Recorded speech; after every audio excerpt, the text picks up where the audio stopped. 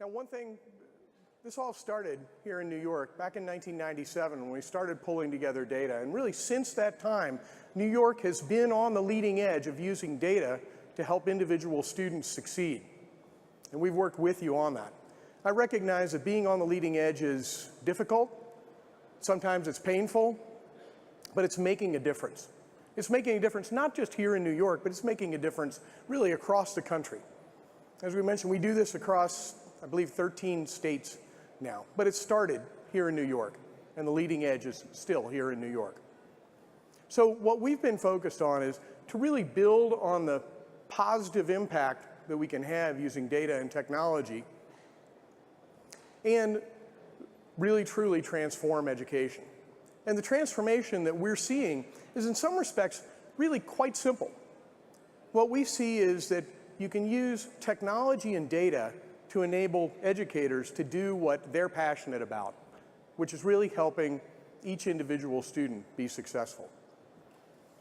Now, I know I'm talking about data, and a lot of people think about test scores, Lexiles, those kinds of things, and those are data, and they're useful. But what I'm really talking about here is something much more comprehensive than that. We're talking about using all of the data that can help a student succeed. So one thing I will say, I've been doing this now 17 years just in education alone. And I would say today, the majority of data use is still around accountability. So it's taking data and using it to understand how education is working.